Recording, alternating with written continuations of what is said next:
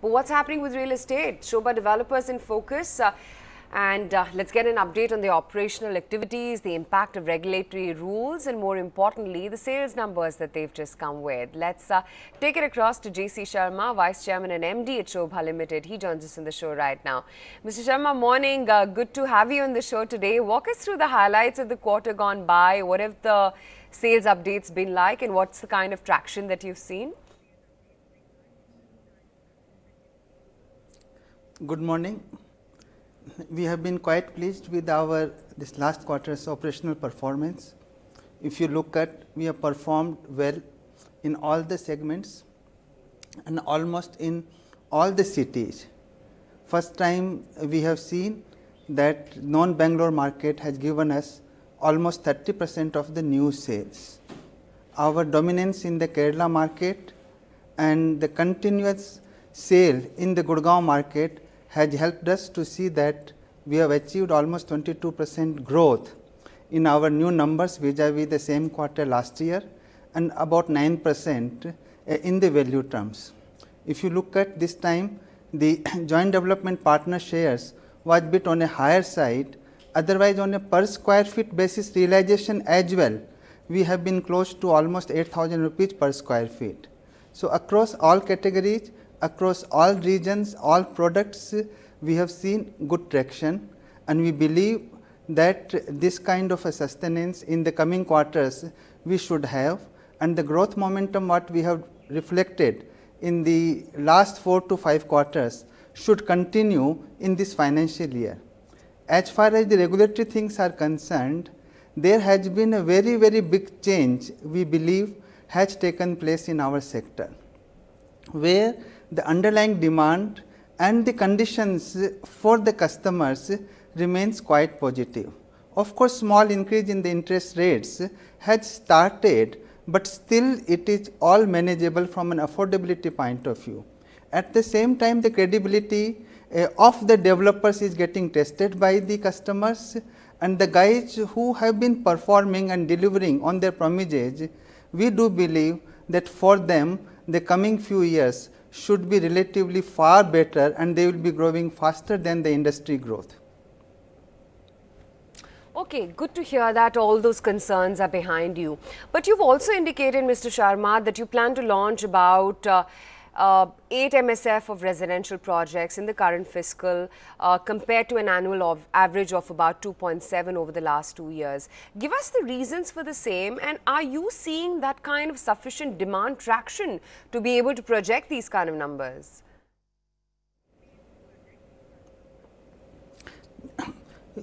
There is a point. See, today what we look at from an inventory hangover point of view, the most of the projects who are delayed beyond 2 to 3 years, they get back into the inventory again and again.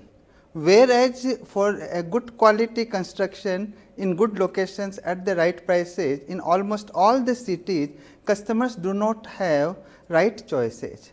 So, we thought this is an opportunity for us where we should launch aggressively. We do not carry any finished stock inventory. It is hardly 2 to 3% of our total inventory. Any product which is being completed, any project, it is getting sold before it is getting completed. So, we believe that there is a scope for us to launch good number of projects. This month itself, next week, we are launching in Bangalore about 800,000 square feet project, and in this quarter itself almost 2 million square feet of new projects will get launched across multiple cities. You know, your product portfolio has shifted from luxury segment to mid and affordable segment. What are the reasons for the same? Aren't you worried about lower margins? No. See, the margins have got nothing to do with the category of the products what we are selling. We believe that at the end of the day, the way the salary rise and the overall macro environment is panning out, the customers have become more wiser. They are going for compact homes which should be luxurious as well simultaneously. So, we have been able to figure it out that today a project where a 2-bedroom apartment of 1000 square feet or so, if it is offered to the customer, it will have greater potential of new sales and it will complement with our existing inventory as well. So, we are trying to do some kind of a mix and match to ensure that we can take advantage of this environment to grow faster. You know, the share of JVs in sales has increased from 5% to 15% over the last 3 years. How are these JVs helping you in avoiding lumpiness in your business and, you know, keeping it more consistent in terms of revenue flow quarter on quarter? It's a good point. So, you get the JV opportunities at a relatively lesser outflow. At the same time, we are conscious of the fact that too many JVs will affect our stakeholders from a growth perspective. So, we will ensure that our own share from the revenue growth point of view and from the profitability point of view, it also simultaneously keeps growing and all the JVs are being taken considering the fact that this brings us additional incremental revenue growth and profitability. The new regulatory regime seems to be helping, you know, better managed and reputed companies, as also, you know, is helping in the accounting transition, is likely to make financial strength perhaps a priority. And even for, you know, from a branding perspective, brand equity even more important to investors. How will the new IND-AS norms impact you? It will hardly impact us, while auditors and our finance department, they are working out the impact, but from a debt equity point of view, we believe that we will be least impacted, number one.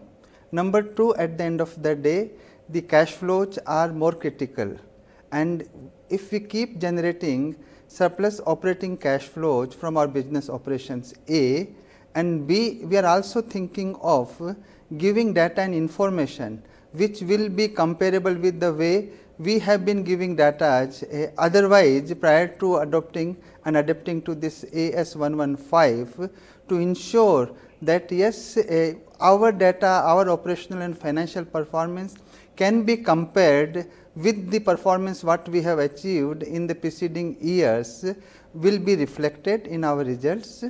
Small impact on our net worth one time will be minimal and it will not have any kind of a covenant breach.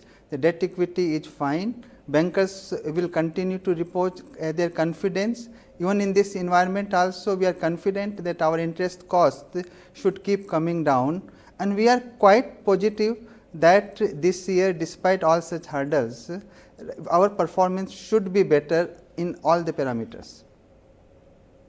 Okay, Mr. Sharma, good luck then with the future quarters ahead and congratulations on a solid sales numbers once again. Thank you.